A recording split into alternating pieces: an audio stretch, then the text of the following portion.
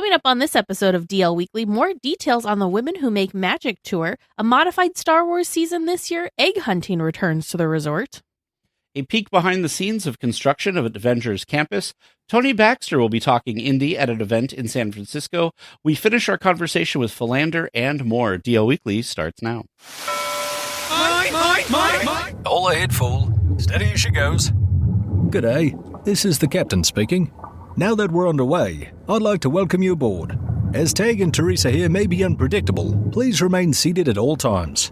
As we leave the coast behind and head towards open water, you'll notice that this is a popular spot for producers, searching for exotic questions. Level up. Hold remaining fathoms.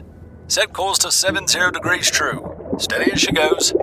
Hello and welcome to this episode of DL Weekly for the week of March 4th, 2026. I'm Teresa Urban.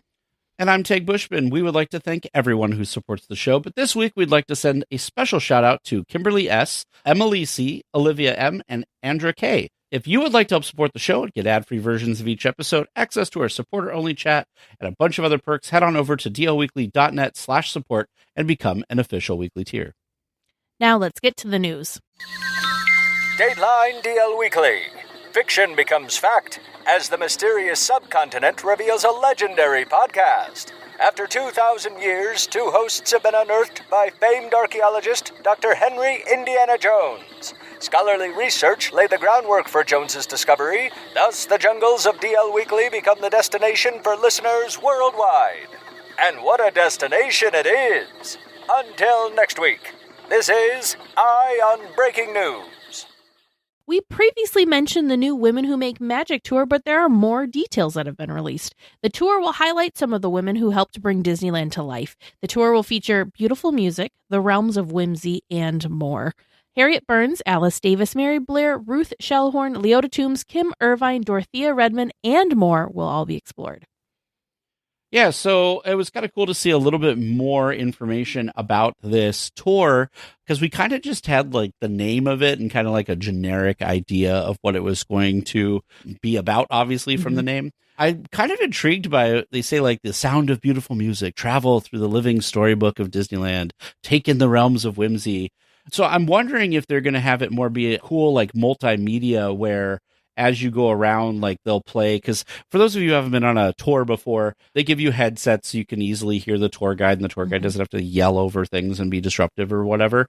So I think they might put in like some like little music clips and stuff also inside of your headset. That seems like something that might be cool. Or it might just be walking around and like pointing out that you should be listening to certain things. But I think that that would be a really kind of cool, because I've been on other tours that weren't Disney, like ghost tours and stuff like in San Francisco, to be honest, where like somebody will bring like an iPad and they'll like pass around and show like photos or maybe little video clips or something. And I think that might add something cool to this. I don't know if that's what they're going to do, but that would be really cool. Yeah, it would. The thing I think that's really fascinating about this is its tour groups are limited to 12 people, which we've done I think just the holiday tour ourselves, but that was definitely more than 12 people in that group. So it sounds like it's a very intimate tour, which I think is great. But like you, I'm just very curious to see what all this entails, how they're going to kind of tell these amazing women's different stories of all the different contributions that they've had to the Walt Disney Company, but then also specifically to Disneyland. But yeah, because unfortunately, it's kind of new that we're actually learning who the people are that are behind the different creations and stuff. And back when Disneyland first opened, even then it was very rare for women to be that part of things and to be put kind of towards the front. So I love that they're finally giving these women credit that they've been due for years and really showcasing their talents and all the amazing things that they did. Because like there are certain specific attractions that come to mind that I just can't, like It's a Small World. Can you imagine It's a Small World if Mary Blair and Alice Davis were not involved in the creation of It's a Small World? Like it would be probably very, very different. So I just love this. And I also really enjoy that this isn't just names of the past, but Kim Irvine is also being featured in this tour as well, which is amazing because she just, of course, retired from the Walt Disney Company, from Disneyland very recently. So she's, still around, whereas unfortunately we've lost most of the other folks. So yeah, I'm very curious. I'm very, very curious what this all entails. And I hope it's a popular tour so they will do more things like this in the future, because I think that there's so many opportunities for different tours around Disneyland that they could do that would be different than the ones that they've had. Not that there's anything wrong with any of the ones that they've had, but like the more variety, especially for some place like Disneyland where it's a lot of repeat guests, having things that people can do that change like these tours is just going to be like more opportunities for people to go and make like a day out of it or half a day out of it for the tours. So I definitely feel like it's one of those, like, I feel like a day that you do tour is kind of like a special day, right? Because like it takes time, you know, even if it's like a 90-minute tour or something, like you still have to arrive a little bit early. Sometimes it goes a little bit long, and you should like plan your day kind of around it, as opposed to just like, oh, it's something you're just going to do it like a whim. Like, you know, you don't let the Disney winds take you to a Disney tour. So, but yeah, so I hope they do more of this. It sounds like it's going to be really cool. Well, while Season of the Force is not officially taking place this year, there is still Star Wars events happening around the resort. Hyperspace Mountain will return on April 28th, along with a new adventure for the Millennium Falcon Smuggler's Run featuring the Mandalorian and Grogu. Starting on April 29th, the timeline will expand in Galaxy's Edge when they welcome Leia, Han Solo, Luke Skywalker, and Darth Vader to join Chewbacca, Rey, Ahsoka Tano, the Mandalorian, Grogu, and R2-D2 on Batuu. The themes by Disney legend John Williams from the first 6 films will also be heard throughout the area, as well as some merchandise locations receiving an update. We've talked about this when they first announced this, but this is kind of more of a reminder. Hey, these things are coming. They're around the corner.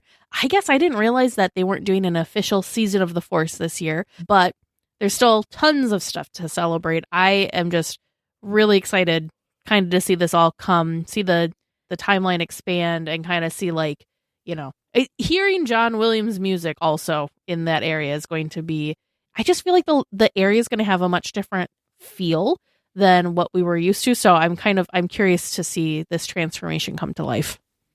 Yeah. Yeah, it's interesting because you're right. There are a lot of things that are coming. Like Oga's has been down for quite a while. I was just looking at some of the photos from the MiceChat article that was talking about this. And part of me is wondering if, because it's been down for so long, I'm like, oh, are they? The realistic answer is probably that they are programming DJ Rex to be able to bop around to new music and stuff. Probably would be my guess, with some updates to the venue, probably, of just like maintenance and all of that. But then part of me is like, would they do something really cool, like bring in like an animatronic Cantina band? That would be so cool. But I think they would have announced that, so that's probably not happening. But that would be really cool. It would be. It definitely would be. Oh, and the other thing, too, that we forgot to mention was with Darth Vader moving from Tomorrowland to Batuu, that means Kylo Ren is actually doing the same move, opposite. So the family ties there are just switching places. So the grandfather's replacing the grandson. The grandson's going to where the grandfather was back in the, what was it, like Visa cardholder meet and greet? Sure.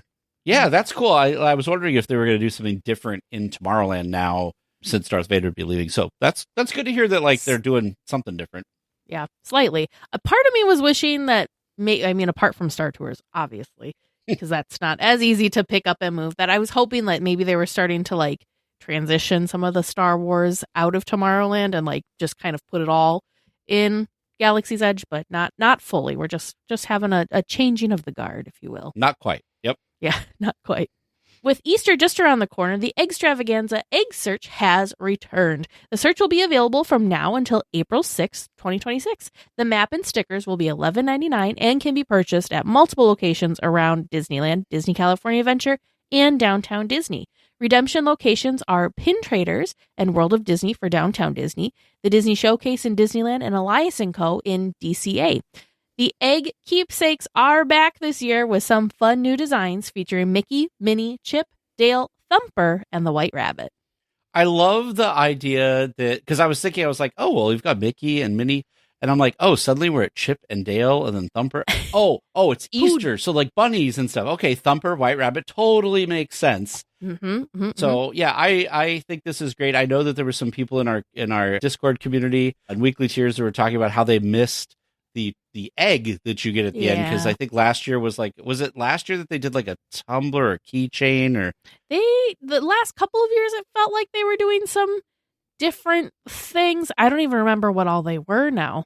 But they weren't the eggs. They weren't the eggs, so that goes to show how memorable the other items were, because I don't remember. But I just thought, and like, this is going back to when, like, years ago, I remember reporting on this when we, like, one of the first times we reported on the extravaganza, how they also had, remember those little sets of 3 that were specific usually to an attraction each year? Yeah, because they did the Haunted Mansion for one of them, so it was the Hitchhiking Ghost, but there's also one that it's a Small World theme, so I wonder if they're going to bring that back. So that wasn't part of the extravaganza specifically. That was an additional thing that you could purchase. It wasn't one of the prizes, but still, I'm so happy the eggs are back. And like I said, I know some other people are, and it's such a fun just thing to do, right? Like, we've enjoyed taking part when we've been there during that time of year as well. Well, the construction to expand Avengers Campus has been going for a while, with glimpses of the additions every now and then. Well, Walt Disney Imagineering has shared on their Instagram a behind-the-scenes look at the structural engineering behind all of the work.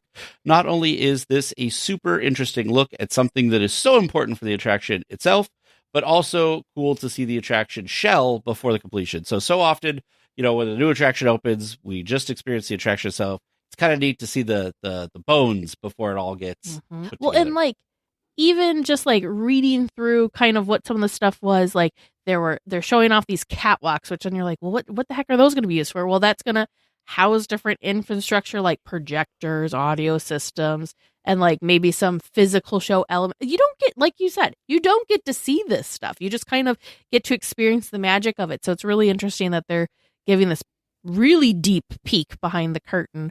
I mean, maybe we deserve it, because I don't remember, was this first announced in 2019? And then it's been changed a couple of times since. So this has been a long awaited project for the fans. But still, like, Disney and Walt Disney Imagineering does not have to like promote this stuff. People are going to be excited, and people are still going to go without them having to like get everyone all excited and riled up. Like, they don't have to tease it. We're going to go anyways. So I think it's cool that they're doing this to like maybe as a way to connect with the fan base in a different way. I was trying, because of course, we don't really know what this attraction is necessarily going to entail 100% yet. Like, there's some rumors, and like, of course, they've talked about what the ride itself, like the experience, like the storyline is going to kind of be a little bit. But so I was looking at some of this as I was watching it to write the story, trying to see if I could glean anything that's like going to tell me about what this is going to be, the experience is going to be like. And there's not a lot. It's kind of an empty shell. Like, there's not a lot of things like you would think. So for instance, I would have imagined, I don't know, because I wasn't there when this happened and the internet wasn't really a prevalent thing back then, but Indiana Jones Adventure, like, you would think that they would build like the platform that the transports drive on, right? That would be part of just the framing of the attraction. So I was looking for indications of stuff like that. Don't see anything. So Imagineering is doing a really good job at keeping the experience of this attraction totally under wraps until it debuts. So, but it was still cool to look at and see behind the scenes. Also talking about stuff like Teresa, you were saying, like, that you don't see.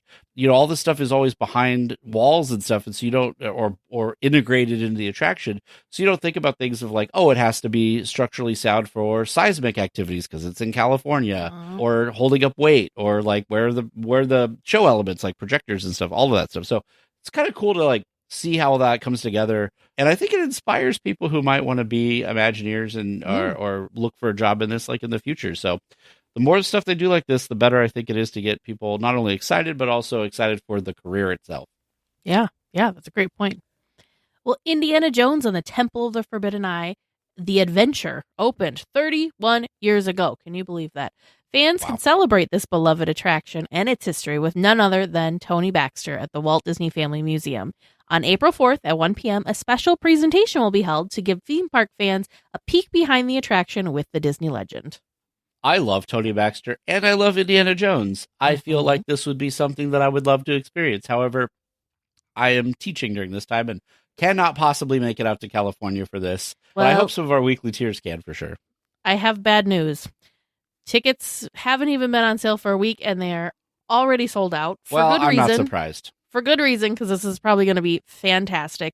And honestly, the ticket pricing was pretty reasonable. So if you're a member of the museum, tickets ran $25 for members, $25. If you're not a member, it was $45 for adults, and they had discounts for seniors and children and students as well. But it sounds crazy because this is not just going to be kind of like a presentation, like just Tony sitting there and maybe a couple slides kind of thing. It sounds like it's like they're calling this a presentation, yes, but it's going to be in like the ILM theater there. So I feel like it's going to be a little bit more immersive than just like a Q&A kind of thing that maybe has a couple of like slides to go along with it. So I don't know. I'm very curious.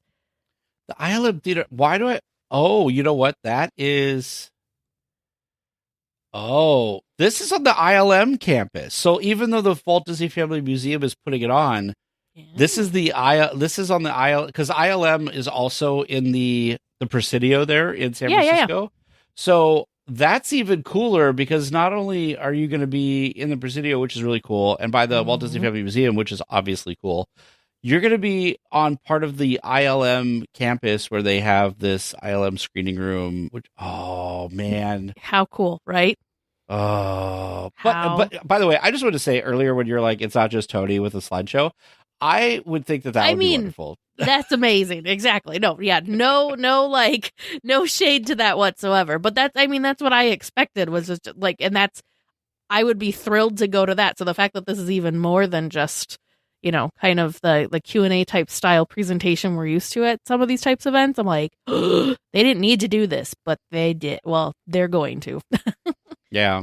But and then how perfect, right? Because Lucasfilm, right, had to do with Indiana Jones, so that was a partnership before they were officially, purchased by the Walt Disney Company several years back. So yeah, how cool that it's kind of like full circle almost. Yeah, absolutely. Well, World Compliment Day is celebrated on March 1st every year, and Disney got in on the fun to celebrate and compliment cast members. More than 3 million mobile cast member compliments have been shared by guests at both Disneyland and Walt Disney World. At Disneyland, we actually, Teresa, correct me if I'm wrong, but I'm pretty sure this is the case. We did. We had a personal experience with the most complimented cast member, Luis, who is a PhotoPass photographer. Teresa and I probably talked about this after 2 visits ago, something like that. We did the photo session where you can walk around, and he was that. But as a final thing, and then we can talk about this, remember the next time you are in the park and have a great guest experience, add a cast member compliment through the Disneyland app because it means so much to the cast, and it's something so easy for you as the guest. That's the thing. They've made it so simple now. So very often, I find myself doing this a lot as we exit the Jungle Cruises. If we had a really great skipper, like I'll still be on the boat or maybe, the dock, and I will be putting that cast compliment in because you're at a theme park. There's just tons and tons and tons of stuff going on. So even though you may have the best intention to put a cast compliment in for someone and you've maybe written yourself a note or something, even easier than that, you can just, it takes less time to submit a cast compliment than it would to like make a note to self to do it later, if that makes sense. So go ahead, do it. You're not limited. You could compliment every single person that you came into contact with that was outstanding. So maybe on some trips that's everybody, maybe on other trips it's not everybody, but put those compliments in because I think it's such a cool way to give a shout out to those cast members. And it doesn't cost you anything either, but it does something great for them. Luis was great. Teresa will tell the story that like I was a little grumpy that day, but he was trying his best to get good stuff, and he got some great photos of both of us. Got a lot of great photos of Teresa, and even though I was being a grumpy puss, he actually did get some good photos of me as well. But he also got he was fun and playful with it, and so there's even some I don't know, grumpy tag photos, I guess we'll call them. It was, in Tag's defense, it's because there was just kind of some chaos when we were standing and waiting to do this experience. And we got there at the exact wrong time of the day because usually they had 2 or 3 PhotoPass photographers taking groups out. Well, 2 of the 3 were on lunch. So it was just one person taking people out. And these are what were they, a 10-15 minute PhotoPass session. So you have just a couple people in front of you. And suddenly if you're the 5th in line, you're waiting at least an hour. So it was just really bad timing, but it was one of those that Tag and I also were like, well, we're committed now. Like, we've already waited this long. So it was worth it, but just not the ideal situation is all. Yeah. But that wasn't Lewis's fault.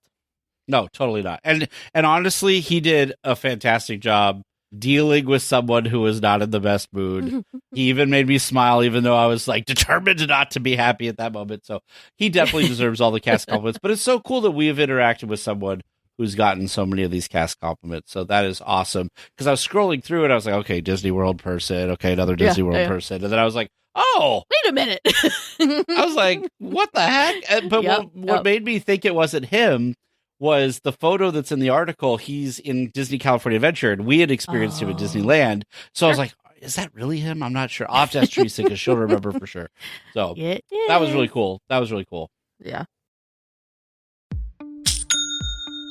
Nobody does selling better than Shopify. Shopify is the home of the #1 checkout on the planet. And the not-so-secret secret, with Shop Pay that boosts conversions up to 50%, meaning way less carts go abandoned and way more sales going through. So if you're into growing your business, your commerce platform better be ready to sell wherever your customers are scrolling or strolling. On the web, in your store, in their feed, and everywhere in between.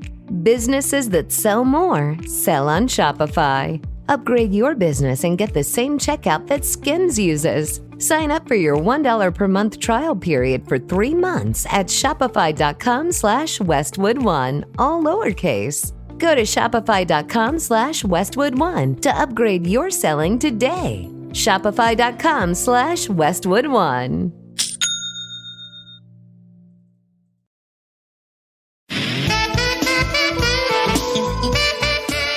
I am the podcast that flaps in the night.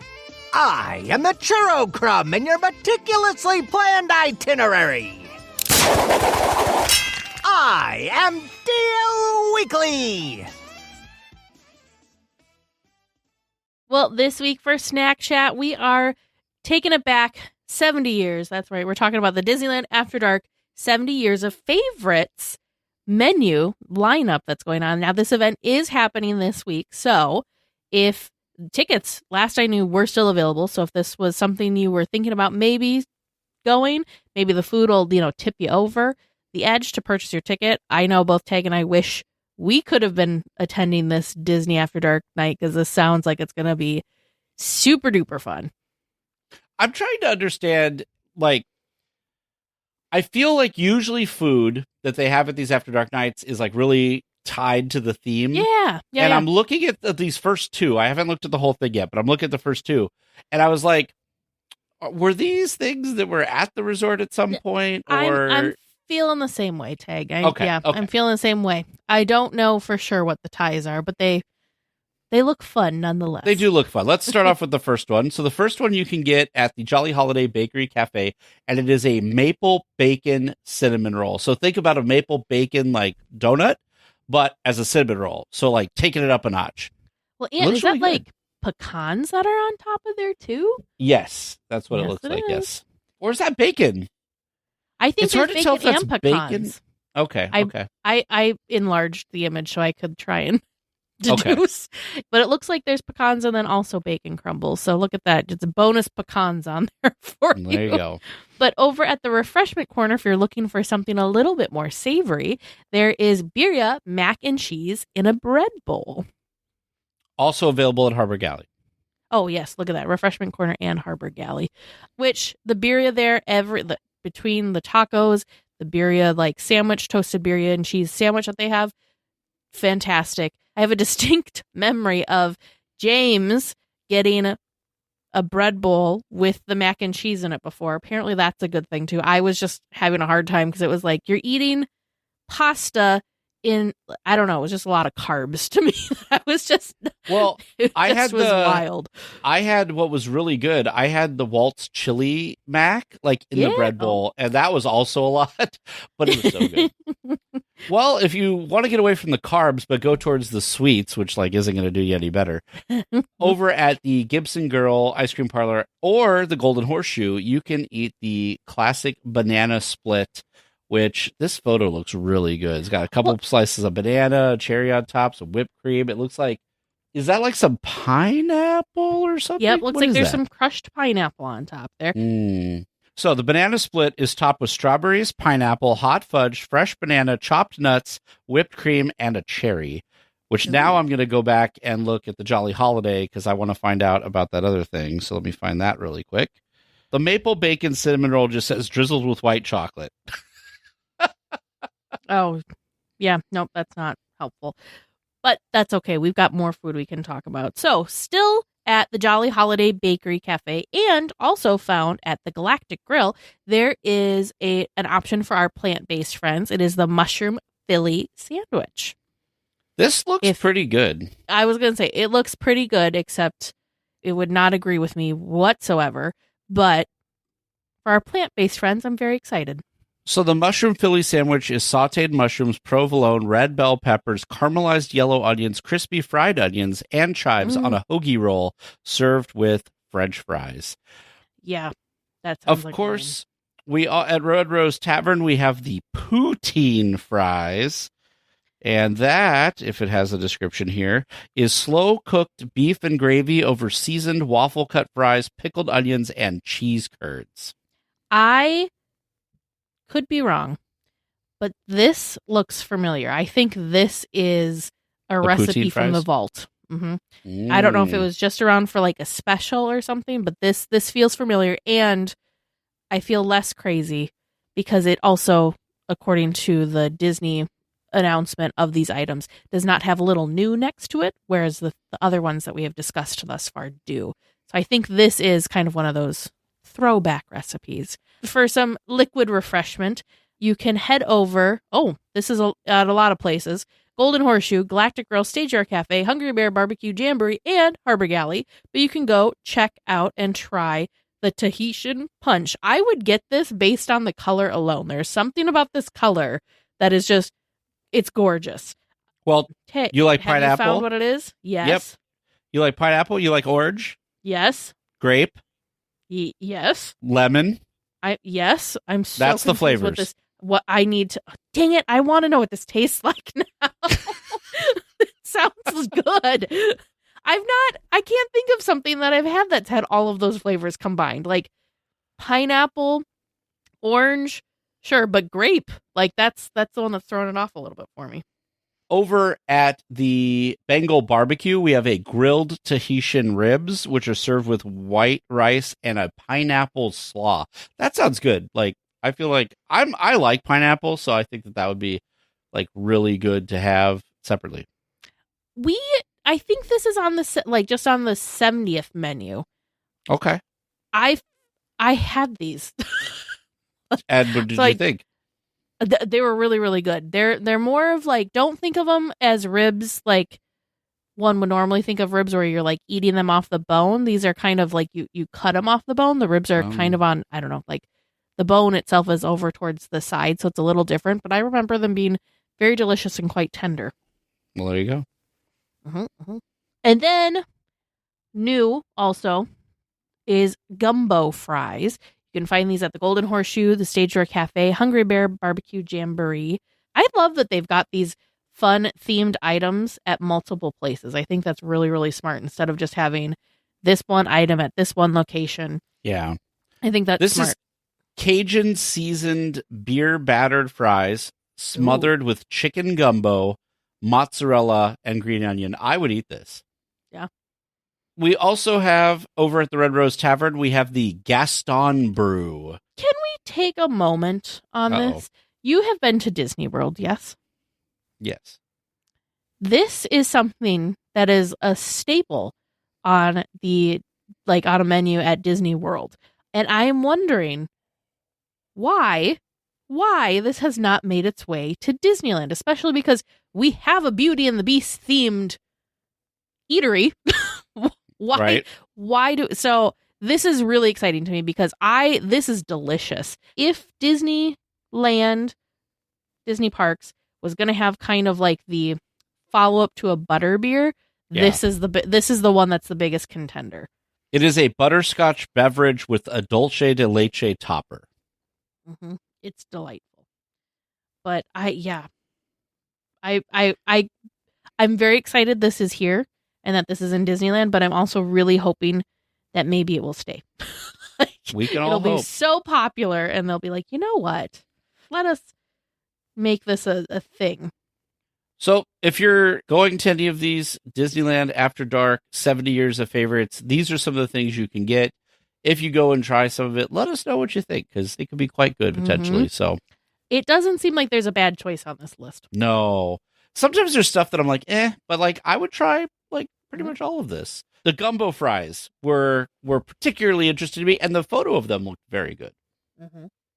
Well, it is that time again for our friend Eric over at Concierge to catch us up on other Disney news. Hello, everyone. This is Eric Johnson with Concierge, and welcome to the D180. While Teg and Teresa cover all things Disneyland, in the D180, we take a spin around the rest of the Disney universe, and we do it in 180 seconds.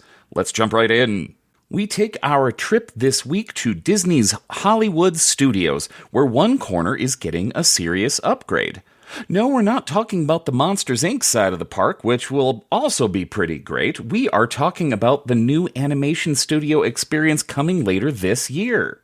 The former Star Wars launch bay is transforming into a new experience for the whole family. The building will be modeled after the actual Disney animation studio in Burbank, complete with its iconic sorcerer hat. That's right, Hollywood Studios is getting a sorcerer hat again.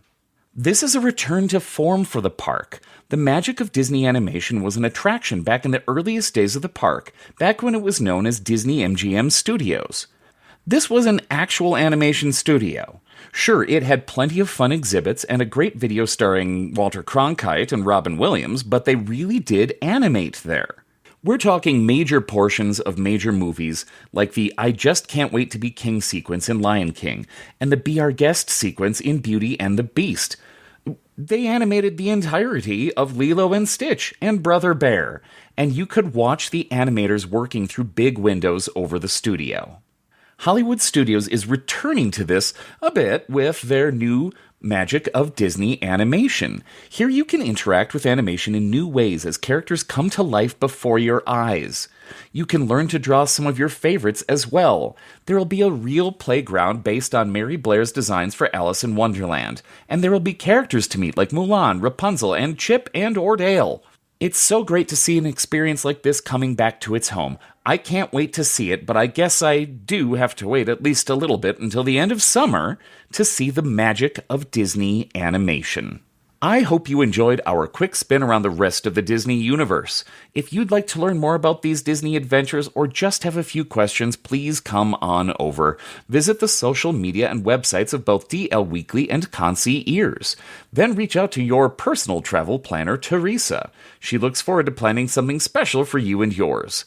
I'm Eric Johnson, and this has been your D180. Thanks, Eric. DL Weekly announces the boarding of the Trivia Express, non-stop star speeder service to the moon of Endor. All passengers, please prepare for immediate boarding. Well, hello there. Welcome back to Trivia Land. How are you two doing this fine evening, whatever time of day listeners are here? I am hoping for a redemption because last week was a really good learning opportunity week for us. I don't think we got a single one right, so hoping that we get at least maybe one right this week. Yeah. Well, the good news is this week you don't have anyone to blame but listener Jack D. Oh. Jack D sent in a list of 5 questions, so we got a bonus question for you, and it's going to test your knowledge of Paint the Night. Oh, okay. We might have an opportunity here. Also, Yeah. Jack D, I think, is a new submitter, right? I think so. I think this Very is a exciting. first-time submission, so super pumped to have all of this and ready to challenge you as we go through this. So we'll see if you get one right or not. And the best way to find out is let's get started. Question number 1. How many performers are on the opening unit's float in the Paint the Night parade? 2. Because what? It's Tinkerbell and Peter Pan, right? Peter Pan. Mm-hmm. Yeah, I 2. think it's 2. 2. Performers. Performers, right? Performers is what has been asked. Okay. 2 then, yep. 2 then. Very good. Let's move on to question number 2. That question is, on the Mac float in the Paint the Night parade, Mac's trailer's lighting effect is called So good. a cubitron. How many individual orbs make up this effect? Well, thanks for not asking us what it was called, because I would have known Cubitron or whatever. That's a cool name. I like that. It's very cool. I'm just going to throw a number out there. I'm going to say 5,000. 5,000. Excellent. I'm going to say Okay. 6,000 because it debuted during the 60th anniversary, and I think 60,000 would be too many. That's such a cute idea for it. I love that. All right, moving on to question number 3. What major modifications were made to the Paint the Night parade when it moved over to DCA for the first Pixar Fest? Bye, Elsa. Yeah, they got rid of the Anna Elsa because it was too tall to go under the trolley lines. Yep, and they replaced it with an Incredibles float instead that featured the Incredible Family. Which I would have thought would have returned when it came back to Disneyland, because if they have the float, why not put it in there? But we know they have it. We saw it. That's true. All the more reason it's there, right? So was there more, or was it just the? Or are you not telling us? There might be. If you want to guess more, you can. I'm never going to stop you. I don't. That's the one that I know stands out to me, but that's I'm sticking with just that one. Yeah.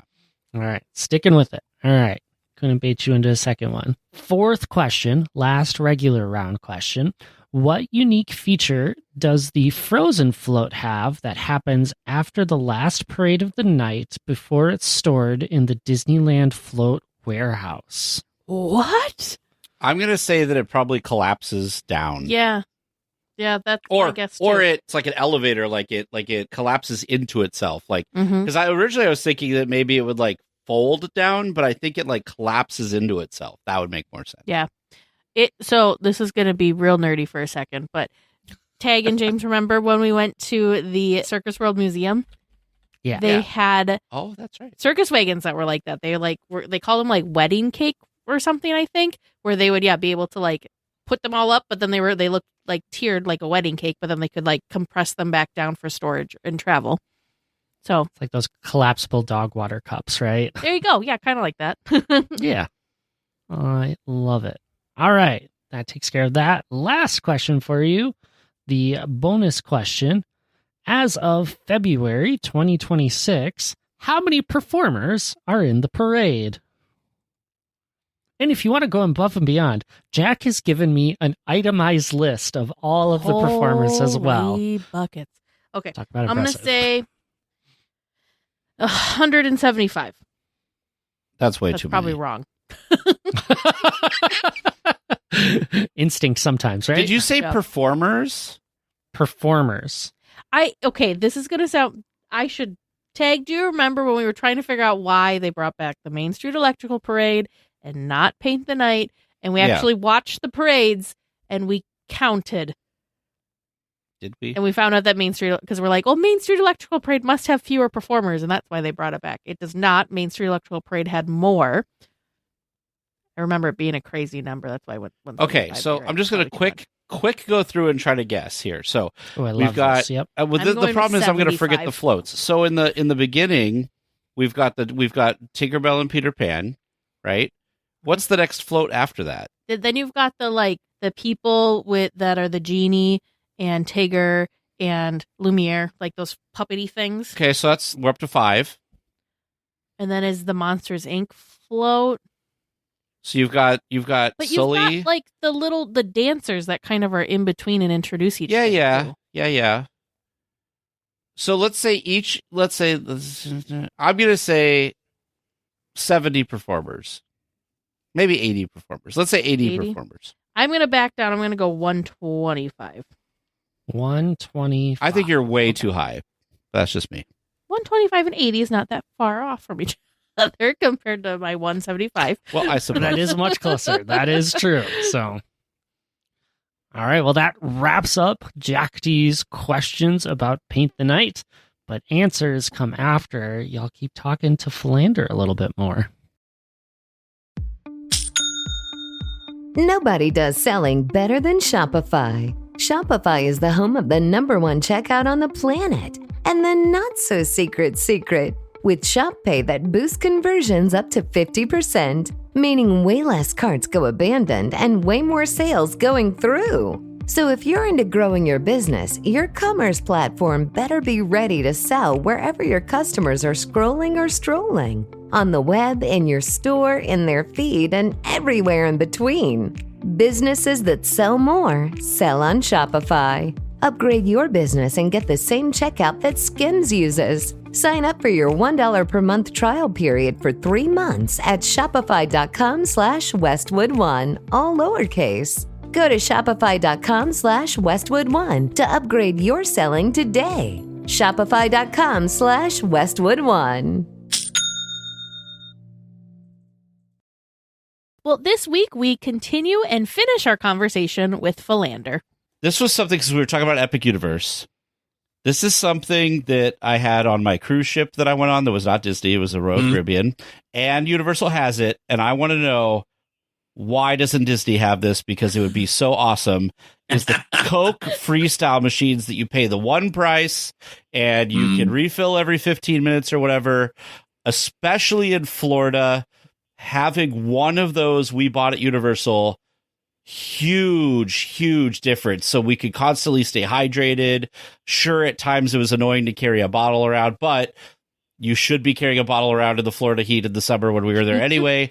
So my thought is, why doesn't Disney offer something like this where guests can purchase this thing and then they can refill throughout the day? When they come back another time, they can pay a slightly lower price to use that same cup again. Or if you're a Magic Key holder, you could buy some type of package. I'm pretty sure the answer is because they make more money selling individual things. But what is your thought of that? And did you experience it at all in Universal?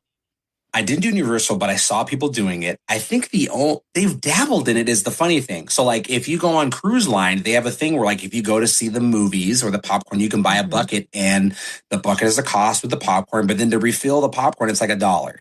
It's like they've dabbled in it. And then at Disney World hotels, not Disneyland, they have like refillable mug, things like that too. So there is a curiosity about why it's not being utilized for the park itself, because they're like right on the cusp of doing it without like fully doing it. So I'm curious if it's just a future thing that's like a year or 2 years out that we're just now, it's almost on the way, because they've definitely leaned into it. But I'm curious what is keeping them from going all in on it in the parks.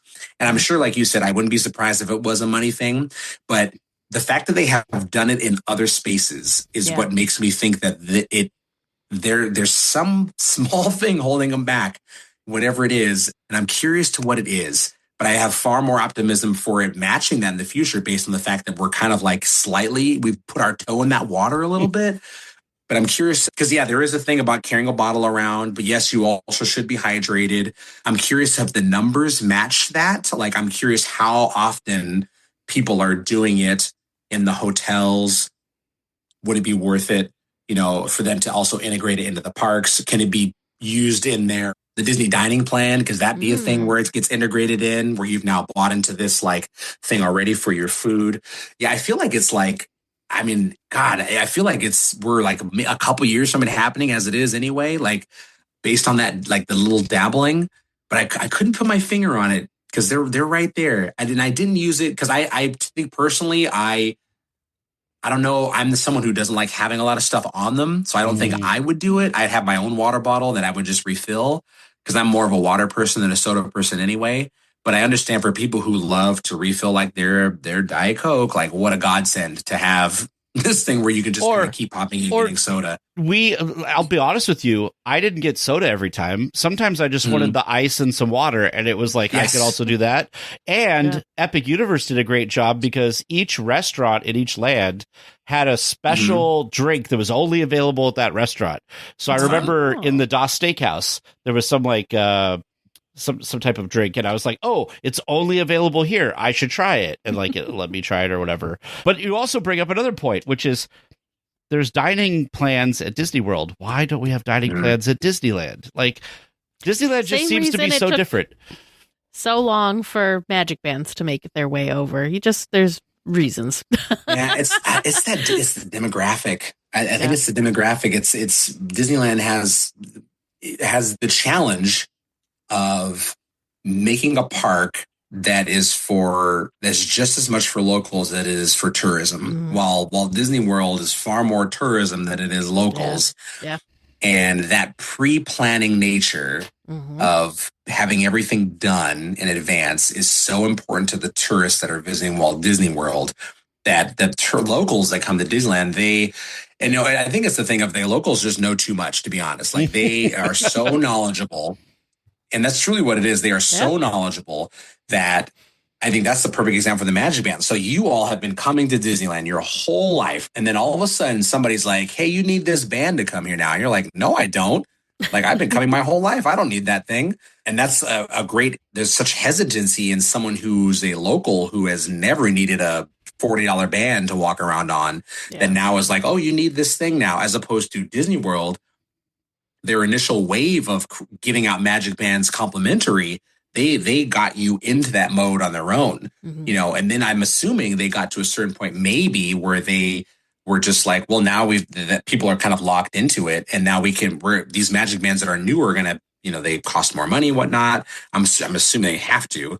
They cost more money, or the technology also to run these things costs more money. Or we're creating things in the park that cost money to not only create but to upkeep. Now we probably have to make the Magic Band needs to be charged for that, or we have to charge for it now as opposed to being a complimentary. But I think it's just a demographic thing. The people that visit Disneyland are too knowledgeable. They know what they want. They casually snack. They're getting bites. They're not eating real full meals at any one place. The visitation amount is very different. The average person is staying 1 to 2 days, maybe 3. So a dining plan for like a single day probably wouldn't make a ton of sense, if not 2 days.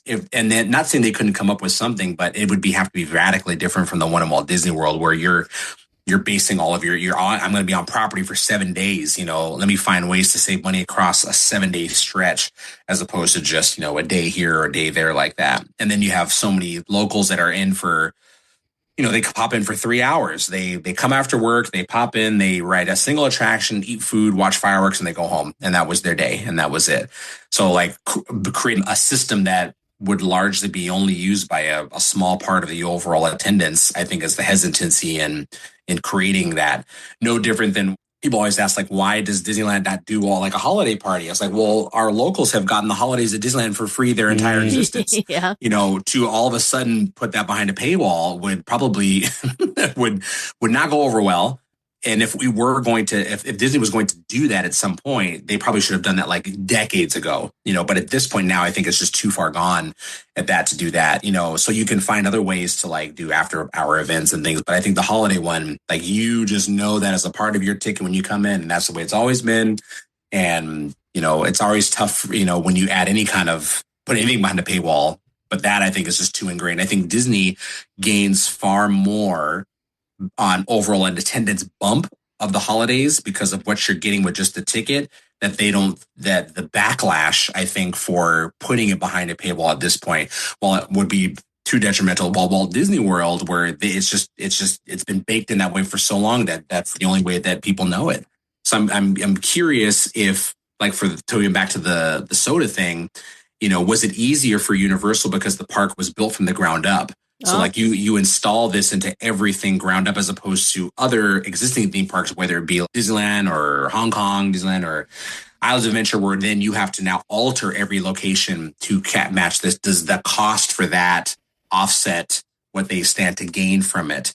I'm curious about that too, because maybe we'll see something like that in the Abu Dhabi park getting built. For all we know, I don't, because now you have a system built in from that place. Disney's not building any other new massive areas like that anytime soon, to anyone's knowledge. Right. But having that kind of thing built in, because I'm not sure, do you all know, does that system also baked into Islands of Adventure and Universal Studios Florida? Yeah. Oh, okay, it is. Yeah, I was able to take that cup, and then we had one day at Epic Universe, and that's where I bought it or whatever. And then the next day I went to a stand and I paid a couple bucks less or whatever, and they reactivated it for all of the freestyle machines that were in Universal and Islands of Adventure. Oh, nice. because I know Disney is also like for Magic Key holders, Disneyland has done like, oh, sometimes your popcorn is cheaper because you brought the thing back. Yeah. So like they're right there. So I'm like, who knows? I'm so curious. Yeah. I'm so curious about it. Like I wouldn't be surprised. I wouldn't be surprised if they never did it, or if like literally they announced a month from us having this conversation. You now get to do it. Now you can do it. Well, I hope so, because it was super convenient. Mm-hmm. You think about overall guest experience and how you can make the parks better for guests, but also maintain, the revenue that you're attempting to generate and things like that. Like, where's the balance and finding that like the right line, for it, so that both sides are succeeding. The guests are getting a great experience, and Disney or Universal is also getting the money they need to do what they need to do. Like, where do you find it? Yeah. So I know our conversation has been very Epic focused and kind of, Epic versus Disney on some things, but Disneyland is very near and dear to all three of our hearts.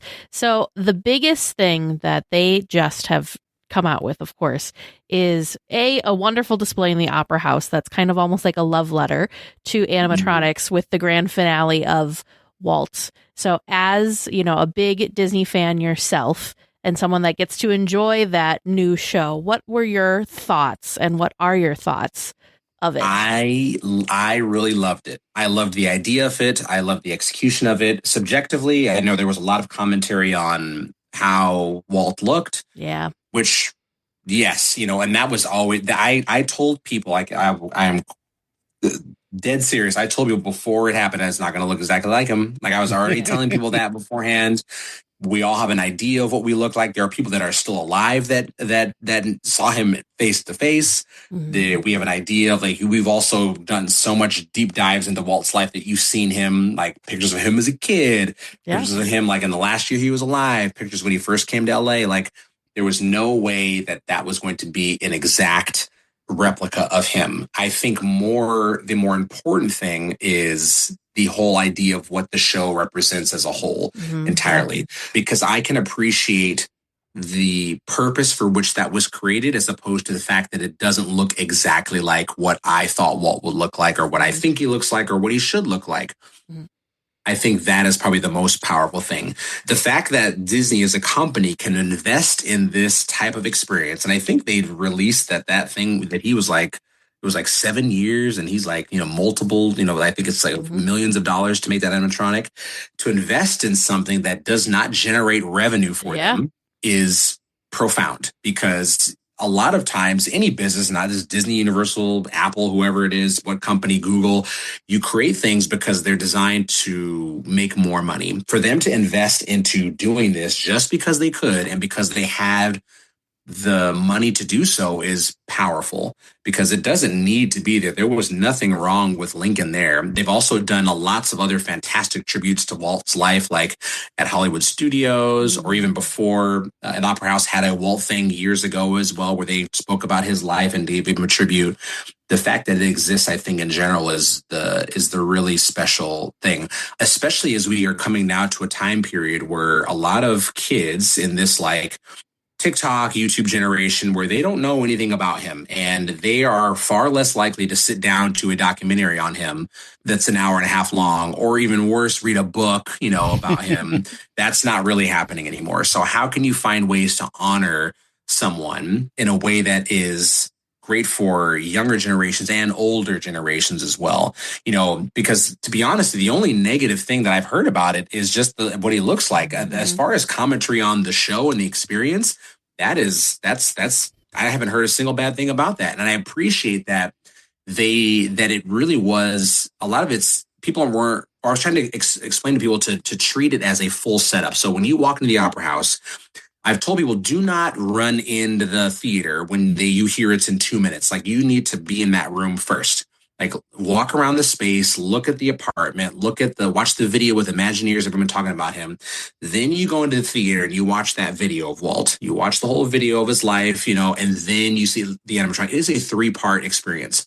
And the people that are running right into the show are missing the whole setup part for it. So I'm telling people, wait for the next show. If you go into shows in 3 minutes, don't go in that one, go into the next one. Spend time in there so you can really appreciate this moment, this time with him.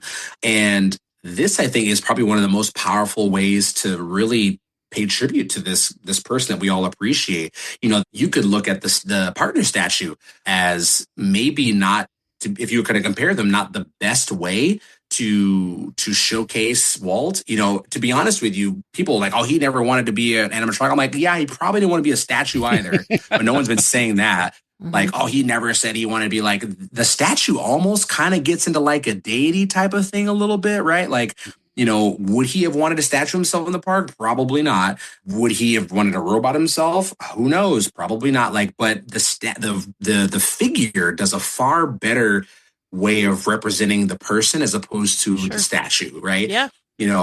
So out of the choice of the two, other than the partner statue being so iconic, I would go with the figure far well than the statue. The statue doesn't do anything for anybody other than like remind you in a very brief, like abstract way that this guy helped create all this stuff. But a chance for like someone to sit in the room and hear his voice, because it's how wonderful that they used re-recorded audio or like audio of his actual voice, in the show was fantastic. I took my daughter to see this. And I remember vividly when she was like 3 or 4, and like I mentioned about the kids of this generation, she asked me straight up, who's that guy holding Mickey Mouse's hand? Because she knows who Mickey Mouse is, but not that guy. So of course I explained it to her, but how powerful to have him speak, in that regard, and have it be in that way. It's something that lingers a little bit longer. And what a fantastic, and even in a different way that I had thought about back when this was first announced, how special also that Walt now gets to share the stage with his favorite president as well. Like how meaningful is that, now again, what he would have thought about that, who knows, but Walt thought it was very important for us as an audience to get to see this president who's arguably one of the most famous presidents, if not the most famous president, get to see this person and hear from this person that we all never met. So Imagineers now thought the exact same thing for Walt. Yeah. So we're kind of doing, like Disney's kind of doing the same thing that Walt did. It's just it's different because we're using Walt as opposed to, Abraham Lincoln, but creating a show that displays this individual and talks about why they have value and importance. And Walt may not be, depending on who you ask, as important as a president, as far as like the way the world is, whatnot. But there is power for fans. Like, there are fans that know more about Walt than know about Abraham Lincoln. Mm-hmm. So there is a power in creating a show like that. So I think it's, subjectively about what he looks like, sure. And whether that they make adjustments to that same figure when they make the one that's going to go into Carousel of Progress, time will tell. Mm-hmm. But I think there is something very special in the fact that you have a company that is willing to invest in something that is not going to give back in a monetary value, but to add context to this person who helped create this space for us more than a book or a documentary could ever really do, and finding a new visual medium to do that. Whether or not Walt actually said he didn't want to do it or not, is one thing, because I'm sure he also didn't want a lot of other stuff in Disneyland, who knows. But I think I would hope that he would appreciate that this was done for educational purposes. Yeah. And that's really all it is. And not only that, but it's an advancement in technology, because that figure is stunning. Like he steps away from the table and like walks towards you, and the amount of attention to detail they put into every strand of hair they put into his head, or they put in the glint in his eye, that is very special.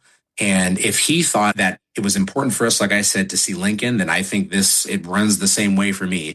And I think it's hard to argue against that, because, if you're going to create a show based off, like, who else would we as a company create to put on that stage other than him or maybe Roy? We've made figures of so many other of our famous characters. So why not give him why not create this new way of storytelling? Because if someone's going to get to know Walt Disney as a person, you can really only do a couple things, right? You could listen to him talk or read the things that he said. You could talk to people that you knew that knew him personally, right? Or you can do your deep dives. Like if the three of us were not alive anymore, how would someone know about us? Yeah. They would talk to our family and our friends, and that's where they would get an idea. They would watch a video of you all and get an idea of who you are, or they would read about you or read the things that you said to get a true glimpse of who the person was. So oftentimes people will speak on behalf of Walt. I know you all know them very well. Walt would hate this. Those people. And I'm like, that's cute because you didn't know him. So how would you be able to make that statement? But to really understand someone, to understand the philosophy, what he wanted for not only Disneyland, but for entertainment and for the world, these are the best ways to dig in deep. Oftentimes people just use Walt as a proxy for how their own personal feelings. Walt would hate Star Wars. And like, you can just say you hate it. Like, you don't have to put his name in front of it because you don't know that. You don't really know that for sure. And oftentimes I've been trying to tell people, because that's often used too often. I challenge people to say, what do you think Walt would love? And I flip it. Because so much is like, oh, he would hate this. He would hate how much you charge to get in. He would hate that this is there. I'm like, well, what do you think he would love about Disneyland right now? And challenge them to do that, because there's so much negativity in the world. And I know you both know it well. So much negativity. Let's talk about the other side of that coin. What do you think he would be amazed by? What do you think he would love about Disneyland? Of course, he would make changes as Walt. He'd put in a ride and then rip it out a year later. Of course he would make changes. RIP to the Viewliner that only lived for 1 year before Walt said, get it out. Yeah. But of course he would make changes. So the fact that it's amazing that this company is willing to do these types of things. I think it's no different than the Stuntronic Spider-Man. That does not generate any money at all. Like, it just adds to the land. Like, they didn't have to do that. Avengers Campus would still have the exact same amount of people in it. It would still, the PIMS test kitchen and the gift shop and the bar would make all the money. People would ride the attractions, they would leave. They didn't need to make that Spider-Man. They did it because they could. They did it because they could. They thought it would improve the guest experience and entertainment value, and they had the money to do so. I'm sure other theme parks would love to just build robots that would fly in the air like that, but they don't make them the type of money to experiment like that. The R&D department at Imagineering, they get to have a lot of fun because the company has allowed them to do so, and that's what's great about that. Someone sat down one day and said, maybe we can do justice to Walt and make an animatronic of him. And I'm happy that we have that the company has people that are willing to say, let's do this, right? Even though they know the backlash is coming, they know, but they internally can see the value and the importance of making something like this that will last for generations. And what a great way to introduce someone to Walt Disney, especially a generation that consumes entertainment and education in like 15-second reels and clips. Let's find a way to educate them in different ways. So I'm happy that exists. So I love it overall. Yes, he could look different for sure. But if that's the only argument, then I think those type of people are agreeing that it's okay that it exists, Other than like, you have the families like, one member of the family is like, don't do it. And the rest are like, it's okay. We don't care. Like, they will obviously feel differently about it because that's like their grandpa. So they should be held on a different standard from the rest of us. Like, that's very different. Like, I don't know if I'd want my mom on that stage. It's very different as opposed to, I didn't know Walt. I'm not connected to him other than being someone who appreciates, what he added to the world. So I can't say the same thing. But otherwise, I don't think someone could put up I would love to hear a really, really good argument as to why it shouldn't be there, because I feel like I could help sway someone opposite, other than the fact that we think he said he didn't want it there, and that it doesn't look exactly like him. I think there's so much value on the opposite end for its existence. The technology of that piece is just incredible. I was very lucky.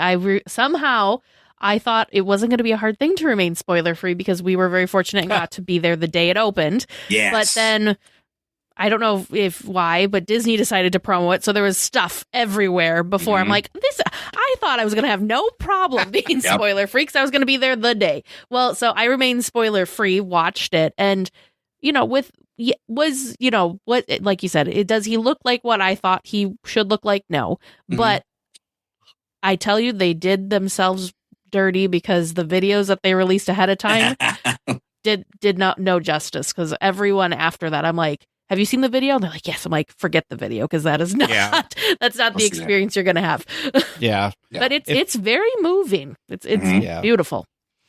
And we were told that the family got to see it first. And while they had critiques about the show in general, that they loved it overall. And if they love it, then I have zero reason not to love it, because like I mentioned earlier, that's a very different thing to them. And if his grandkids, Christopher, and Tamara and them, they see it first and they like it, then, who am I to comment more on top of it than that, because it's grandpa, so if they can appreciate it and enjoy it, and it helps educate kids like it did my daughter and other kids that I were in there. What was crazy was finding out that we had learned that even the youngest Disneys, they were also there, like in the audience. They got to see it too. So how powerful for them, this is someone they never met, of course. Right, yeah. They told us your great grandpa, your great great grandpa, so that's also crazy, for them. And they're going to look at that in a very different way.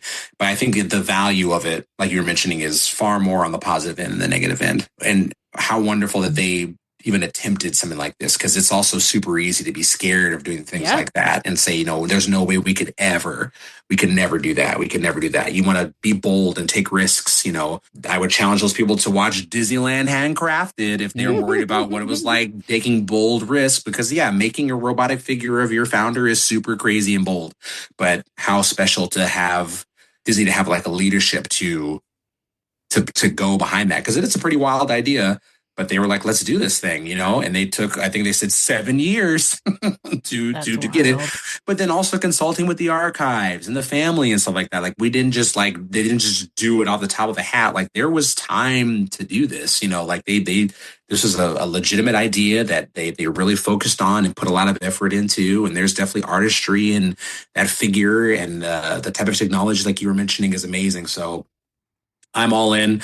I love when I get a chance to go in there and watch people watch it and hear their thoughts about it afterwards, whether it be good or bad. I love discourse. It's like my favorite thing in the world.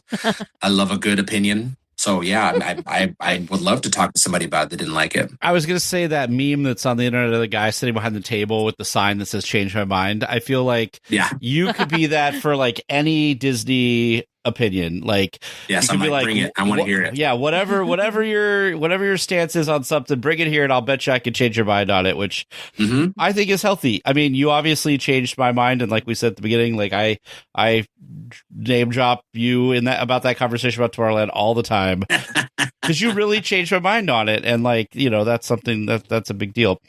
We were talking about that before we were recording, so I don't know if you want to. Oh well, there you go. Yeah, everyone. Before we were recording, I was saying that every time for listeners, it's been we've been talking a long time. I couldn't remember what it was. Yeah. Anytime, and you've heard me on the show. Anytime people bring up Tomorrowland and talk about it, I always bring up the fact that Philander said, if you go back and listen to the episodes he was on, he said like most people have no problem with Tomorrowland, and it's just like some people do, and it's just been that echo chamber of that like we live in right now. But one thing I do want to say is, I was looking at this at the beginning, and I wanted to say this, and then we kind of shot off in a different direction. But, Philander, you were on with us on episodes 248, 249, and 250. That was August 17th, 2022, and the next 2 weeks after that, which, I went and looked this up, was a week or so, 2 weeks before, you were actually given the Walt Disney Legacy Award. I wanted to point out that we've talked about people that got the Walt Disney Legacy Award before. It's the highest honor that a cast member can achieve while working for the company. And you got it a couple weeks after we talked last time, and was when the original things were airing. So could you just kind of talk about like what that entails as someone who achieved it? Can you just briefly talk about like what that entailed and what it means to you to have been recognized? It's been a couple years now, but still.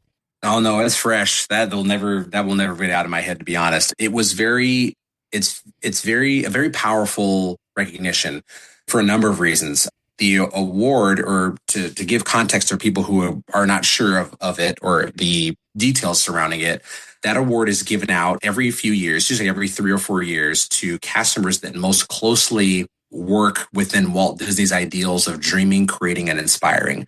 So cast members that are align themselves most with those things that Walt was so fond of himself, like that type of energy that Walt had.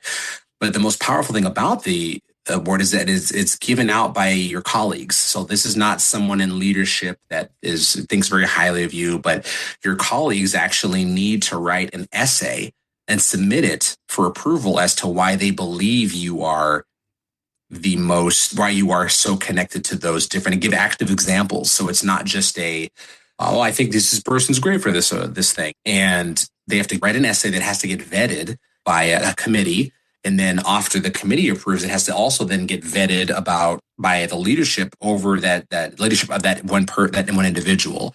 So the fact that it comes from your colleagues, it's almost kind of that same thing of like, what do people say about you when you leave the room, right? When you walk out of a room, when people bring up your name, what do they say when you're not around?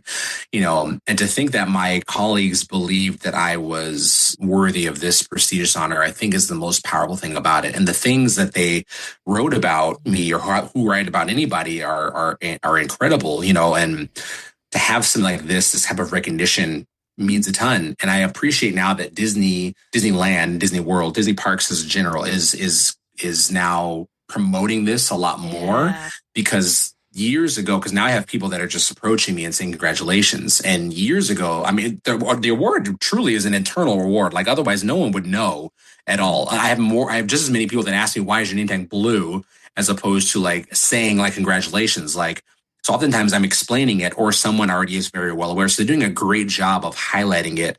What is, like I said, an internal reward, so that now guests also are saying congratulations or wanting to hear your story or things like that. So it's such an immense honor. And of the possible things that a person could get from this company, whether being a window recipient on Main Street, becoming a Disney legend, or getting the Walt Disney Legacy Award, I'm still to this day blown away that I am living in one of those three spaces. And the fact that it is also given out to less than 1% of the entire company also is astounding, because it should be prestigious. You should not go to the park and see like 1,000 blue name tags, because that would dilute the power that the award has. And I'm still to this day blown away by it. And I'm often caught on guard by it. Well, someone will walk by me and say, congratulations. And I'll say like, what? Like, I won't even know what they're saying that for. And then there's a realization, because being with the company now for 15 years, there was almost 15 years. There's 11 years, 10 years where no one congratulated me about that at all. So it's like a newer thing. And then I think also the thing is powerful. Like all cast members are very well aware of that reward, but no one is doing anything specifically to get it every day, if that makes sense. So people are just being their authentic selves and then getting an award for that. So it felt weird almost to accept it, because I would be, and many other cast members that are in the same light would be the same person, whether that award existed or not. So like me going in and doing my thing every day, or any other cast member. So it felt odd. So it's almost like if you were to, you played sports, or you were like in the NBA or NFL and you got an MVP, like you were getting this award because you ran the most yards or scored the most points. Like me is just waking up and just going to work every day and coming back home. So getting an award for that, like the person I am is the person I would be without the award or not, if it was created. So to be honored for that felt different, because I couldn't necessarily equate it to any like, oh, like I am just me. And that's it. So it felt weird, and it still feels weird to a certain part to talk about it. So I have to say, forgive me, because now I have to talk about myself, because if I explain the award to somebody, and I don't like doing that, but I have to do it for the sense of the award to explain it. But it is special, and I love that program, and I've submitted essays for people as well for that program. And I appreciate that the company, again, has these types of things available that people can get honored for continuing Walt's legacy. We all love Disneyland for so many different reasons, but like time and time again, it's always the cast members that are brought up every single time that people bring up why they love Disney Cruise Line or the parks or things like that. And to have a recognition for that, or people that are continuing Walt's dream of creating a space that is not only amazing to be at, but you're treated well in it, to have a visual representation of that is, I think, really powerful, because they could have easily given me a plaque, and which they did, by the way, but that could have been it. But the fact that there's something else that other cast members know when they see it, and also now guests know when they see it, I think is the true power behind it. So it's not just something that like, I have a plaque that's at home on my wall or whatnot, and I see it and that's it. And then the name tag stays the same. I think that's very special.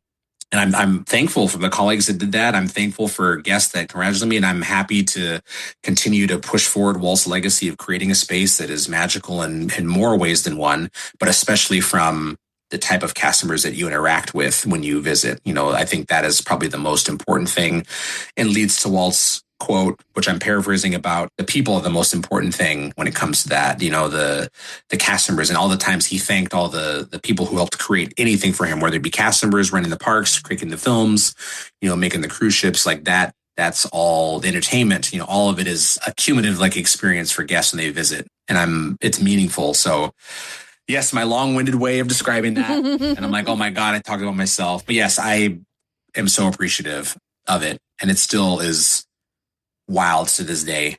Still. Because again, you don't go to work, you don't like, work there like trying to get it. Yeah. You know? Yeah. You just go and you do it. You know, you just go and you do it because it means something for you to do it.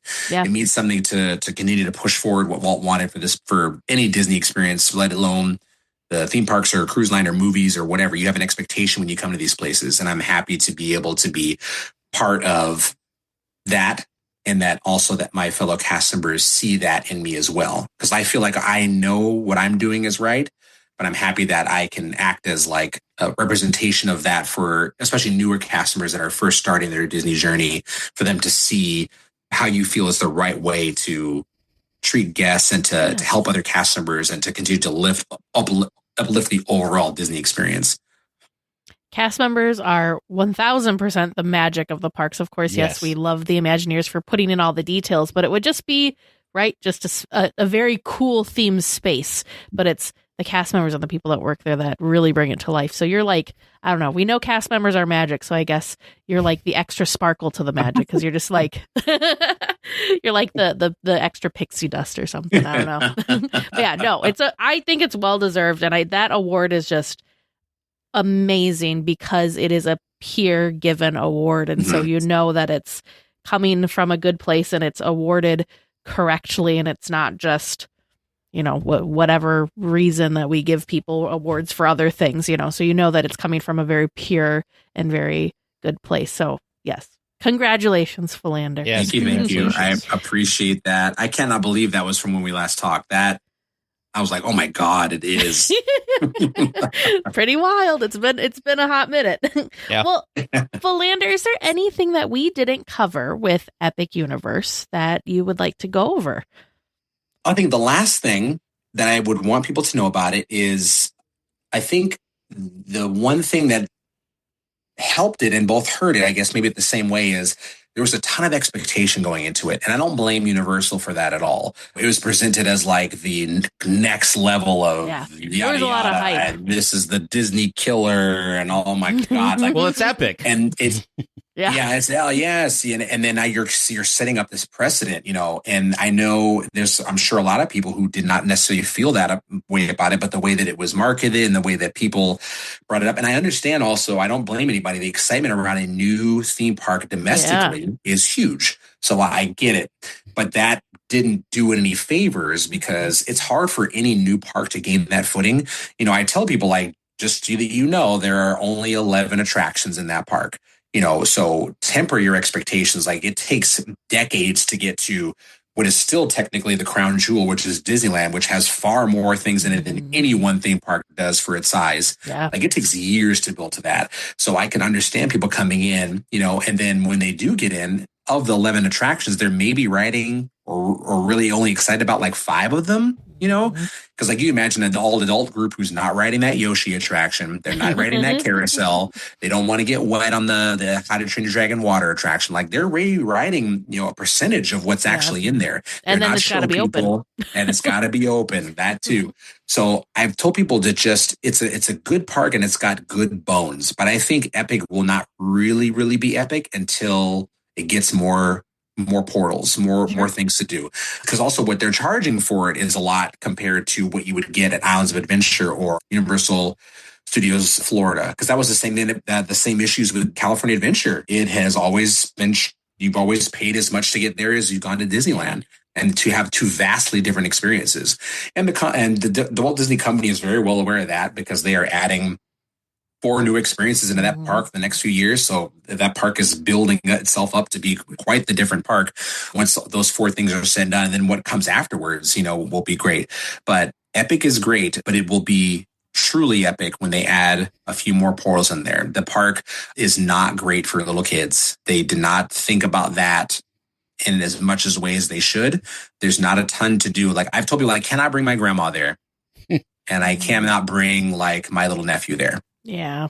I can't do those because the attractions are either too intense or they may be too scary, or there's height requirements associated with them. I mean, even that adorable little Yoshi ride has a height requirement. God bless. Really? Yes, it does. And I get why, because you are elevated. Yeah. So someone getting out of that thing and then falling, so they really lock you into that thing.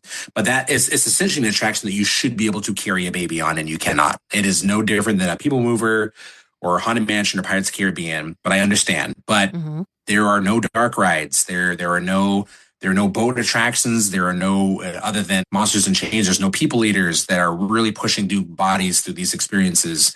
It just needs more. And I know that Universal has the ability and the wherewithal to create something really epic, but it's hard to give it that moniker this early, especially as theme park fans or as fans of Walt Disney know that, it's the innovation, that the fact that we're just getting started is the real power. It's not necessarily what you start out of the gate with, it's what comes. I often try to tell people, like, when Walt Disney first built Disneyland, the original park was very basic. Like, he was essentially just building stuff to kind of get you in the door. I say as a joke, because people joke about the 60s. Walt did not get experimental until the 60s. People also make the joke about, oh my gosh, the 60s, of course. But that was when he really started to flex, because what came in the 60s, right? We got the Tiki Room, Pirates, Haunted Mansion. Yeah. We got all the stuff from the World's Fair. That's when Disneyland really started to lean into what it could be. But that's kind of tough to take time. It takes time. Other than that, the original Disneyland was like, the Autopia, Mark Twain, the few dark rides in Fantasyland, the railroad. Like, it was very simple. And it took time to really lean into the good stuff. So I think that was tough for them to have that kind of expectation going in, and essentially going into what is, for the most part, a half-day park, and even less so if you buy their express pass, because if you're just a ride-focused family, you're out of there in 5 hours if you have the express pass. Like, you're done pretty quick. And that's tough for the price you paid, because, that was not an inexpensive thing for me. So I will tell people who obviously were listening, my day ticket with Express, that was almost $500 for just me. So use that as a litmus test for how you feel about going to that place yet, because as they add new portals, the price is going to go up, like, only a tiny bit, a couple dollars every year. But that will be well worth the money, depending on who you're asking, once they add 2 more portals and 4 more attractions into that park. So just temper that. I think for me personally, now, after visiting 2 times now, I personally would not purchase a single day ticket to Epic Universe again, and will utilize it as a park hopping experience in the future. Like Disneyland, 100% a one-day ticket will serve you well. You could spend an entire day at Disneyland and be absolutely blown away by, over 50 plus attractions, multiple shows. Disneyland is like almost 2-packed with things to do. On a single night in Disneyland, you could see Paint the Night, fireworks, and Fantasmic. 3 spectaculars in one night. Like, that is unheard of when it comes to like theme park entertainment. No other park is pushing that many experiences, characters, attractions, entertainment in one park like that. So that Disneyland really leans into its ticket price. Other parks, it's hard for them to do that. That's Hollywood Studios has a problem with that. Depending on who you ask, Animal Kingdom, if you're not into animals, that park has a problem with that. Yeah. If you're into attractions, Epcot has a problem with that. Like, only Magic Kingdom is the only one that will lean into like the attractions heavy. If you're a family that's a ride family, you don't care about zoos or animals or shows, then that's a half-day park for you other than Magic Kingdom. So Epic will be epic. I think it's good now, but it will be epic. It just takes time. So I hope everyone will kind of temper their expectations, or maybe experience Epic as part of a park hopping experience where you buy maybe a 3-day ticket that allows park to park access between the 3 of them, and you kind of pick and pop your days. Because I'm sure there are people who spent a day there and maybe left unfulfilled because they did all they did, and that was all it was. These parks should be wanting you to come back to them by, like, you could not get to everything. So there's so much to do and so much to see, because Epic really leans into the people that like to explore, the wand wavers, right? Or the interactive people. It leans into that in a great way. But if you're a ride focused family, you will be wanting more. The individual attractions are great in their own regard, but you will be wanting more out of it. Whew. We covered a lot. We covered did. a lot. In the best way. In the best way. Always, always. You get Disney people together, and that's exactly what we do. True. We just go, and it's always. We weren't even talking about fun. Disney the whole time. No, I know. And We're also, I just will say lovers. Disney people who can like actually give me like legitimate like discussion, which is you two are always great about that. I've had so many people that are like, I don't like Avengers Campus. And I'm like, why? And like, because it stinks. I'm like, well, why it stinks? Well, it's just not fun. I'm like, oh my God. Like, okay, just give me like something to like chew on here a little bit. That's like, my problem with Avengers Campus is shade. It is very hot there. And it's sad because that's like it's a trend, and it's an unfortunate trend where like that's Toy Story Land, it's Campus, it's Cars Land, it's Pixar Pier, it's Super Nintendo. Like it's just, it's not great. It's not great. But other than that, that's like Cars Land at like dusk. Perfect. Yeah, no, stunning. It's like a painting. But The middle of the day, on not like so much. Summer, no. Yeah, not so much.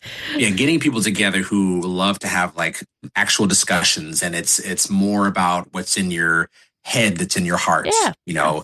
We are a very passionate fan base. My God, we are. But too often people speak only from the heart and the chest and not from the head. It's just really about like, this stinks and this sucks or this is great. We want these deep dives. We want these like ones you can really sink your teeth into to really break down the context and nuance, with so many different things. So it's always really delightful to get into spaces where people share that same passion for it and in a way that they can articulate, what they think about certain areas, and also give context to the why. Why does Universal do this? Why does Disney do this? There's reasons for everything. There are so many emails, I'm sure, between these places where oh my God, we spent 6 months just figuring out what to call the ride. Like we didn't. It's just so much thought that goes into that. The way people describe things at Universal and Disney do is like they didn't think about it at all. Like they were about to clock out on Friday to go home for the weekend, and that's how they named the ride. Like that's definitely not what happened. There's no way. Well, especially with how lengthy some of the ride names have gotten. They didn't just think of that last minute like, good enough. I know. I just had a discussion with that about somebody like, why the name's so long? I'm like, there's a reason for that too. Yeah. There's a reason for everything. Everything. Even just crazy things like you sit there and you look at different, just the details in different areas. There's a reason that whatever the prop is sitting that way in that space. There's a reason for it all. It's context and nuance, like just the breaking down. Let's think about it. Why would they do this? Yep. Oh, that makes sense. Okay. I don't have to like it. You have to say I don't have to like it, but I do understand why they did it. It's like why did Universal do this? Oh, okay. There's no shade because the walkways are so big because we don't want you to be crowded. Oh, okay. I don't have to like it because I'm sweating in the sun, but I get at least why you I have did it. space. I have space to move. I appreciate you for that. Just the give and the take. Yes, the give and the take. Well, Philander, it was a pleasure as always. Thank you so much for taking the time to chat with us. Where can people find you to check out what you're up to and that you need to? If you're not following Philander, you need to, because he does this wonderful Imagineering Mondays thing where he does these awesome deep dives into all sorts of different things. Recently, of course, since we were celebrating the 25th anniversary of Disney California Adventure. Yep. Have some wonderful deep dive. Your little deep dive, yeah. I am on Instagram, and it's my name, which is Philander, which is Philander, and then letter C, 85. And I also tell people, to be honest, you don't have to follow my exact account you want, because I also post like my life stuff, like this is what I ate for dinner, and then this is what my kid's doing. So people, if they just want to follow that Imagineering Monday hashtag, that's also fine. Oh, perfect. Like I've told people to do that. Like I'm not a person who is like leans into like the influencer culture. I'm not trying to make you feel or buy anything. Like if I talk about it, it's because I think it's really cool. But if you don't buy it, that's also fine too. Like I'm okay.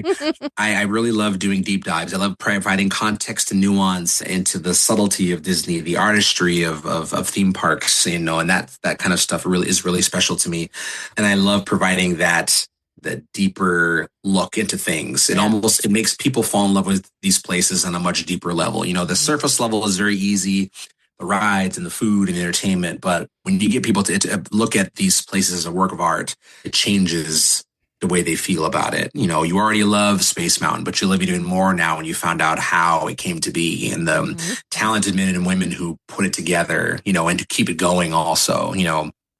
So much history, and Disneyland especially is absolutely soaked in detail. Yes, it is. Soaked in detail and nostalgia and history. And it's so wonderful to get to provide that kind of bite-sized look into these things, into these places, which is why I always try to put tons of photos in there so that my hope is that people find these things I'm talking about, so that creating a visual aid for story is also always great, because it sticks in your brain a lot longer, as opposed to just, we could just talk for hours about history and someone will remember 5% of it. But if I can create a visual, if I can showcase a visual aid in the park that you can find, you know, that is very different now, because now it's something that will stick in your brain. You may story tell somebody else. And what we really are so interested in, you know, and this goes to you all, is that these stories continue, that people continue to tell these stories so that they'll become legend and myth, that this appreciation for these places continues as the generations, you know, we get to these, my daughter growing up in these parks, you know, that doesn't, you know, they don't know, or maybe they don't care. If you love it, that means you'll also most likely love the nuance in it as well, for the most part. I have had people who are like, that's fine. Not for everybody. That's okay. That's okay. And those are the weird people. Wonderful. No. Yeah, those are the weird people. Why are you listening to this podcast if you're those people? No. It's like you listen to them talk for 2 hours and you're like, meh. I'm like, wow, all right. Yeah, what's up with that, people? Come on. Yeah.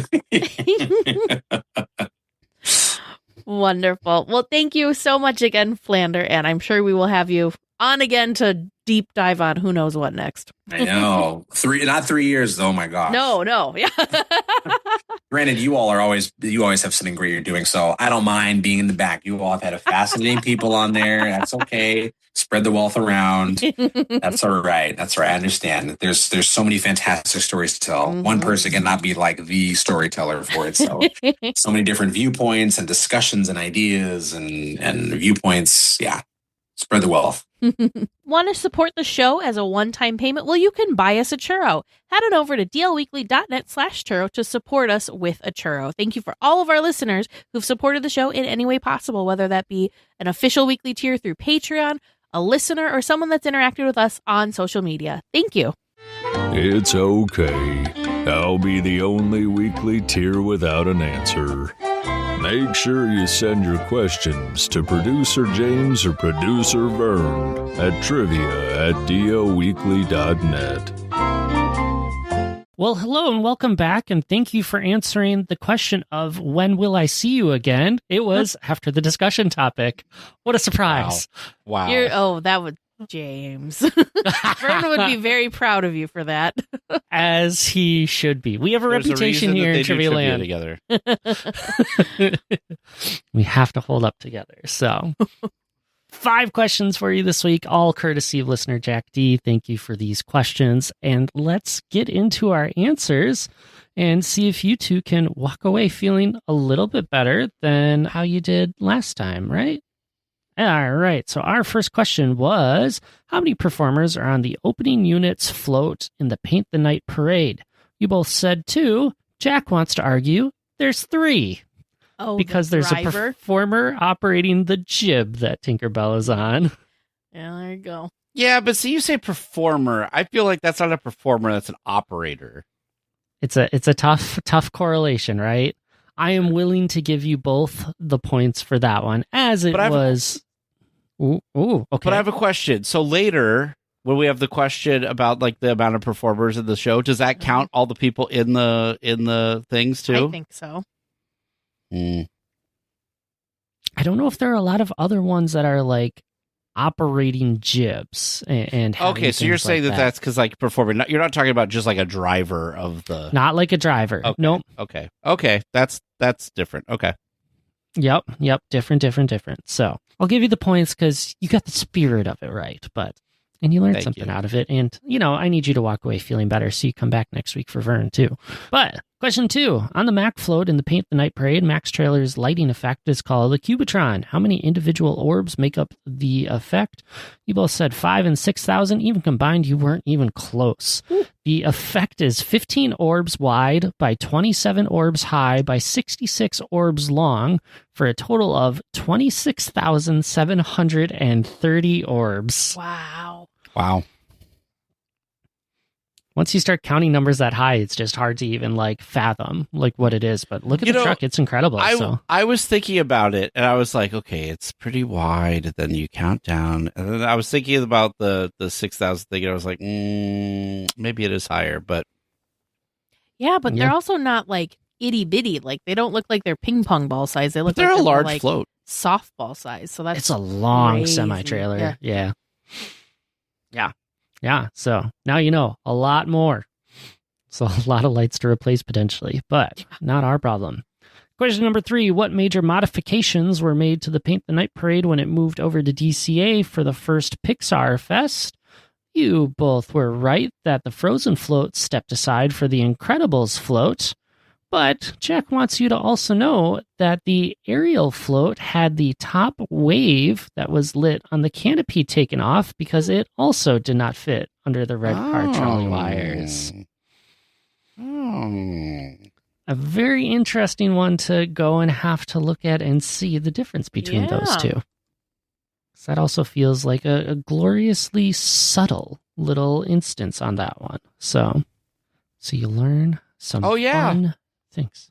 Yep, I'm looking right now at a shot from when it was in DCA, and there's King Triton, and it does not have that large canopy that it does. The interesting thing is that they put it back on. I mean, why would you get rid of it? Looks better. Yeah. It does look better. It is a cool feature. But how cool that they had the ability to take that off. Yeah. Right? You have to wonder, did they design it with the idea of that in mind, or did they just get really lucky? Maybe. Yeah. Who knows? Speaking of the Frozen float that got replaced, though, our last question was asking what unique feature it has that happens after the last parade of the night before it is stored in the float warehouse. You both got on that one right away. Due to the float being so tall, the tower of the castle drops down into itself so it can fit inside at night. This is a similar effect that happens with Rapunzel's tower and Tiana's showboat in Mickey's Soundsational Parade. Oh, interesting. Those darn Imagineers, so smart at figuring out what they need to do to make something magical, both in terms of park appearance and storage. Yeah. Functionality, right? We love it. Form and function. Bonus question. As of February 2026, how many performers are in this parade? Teresa got down to 120. Tag was in that 80 mark. Tag was much closer. The answer given by Jack is 74. Oh, hey, that's not too bad. Not too bad.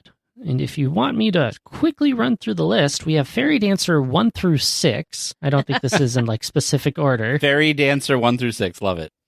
Yep. Iridessa, Silver Mist, Rosetta, Tinkerbell, the Jib Guy, shout out on that float, and Peter, Tigger, Genie, Lumiere, Sully, Cars Dancer 1 through 7, Coral Dancer 1 through 6, Ariel, Nemo, Marland, Jellyfish 1 through 4, Jessie, Lasso Dancer 1 through 6, Woody, Buzz, Dove Dancer 1 through 6, Belle, Rapunzel, Cinderella, Snowflake Dancer 1 through 3, Anna, Elsa, Olaf, Pinwheel Dancer 1 through 8, Goofy, Donald, Minnie, Mickey, Rope 1, Rope 2. Oh, Kristoff is not in this list. It might be 75. Wait.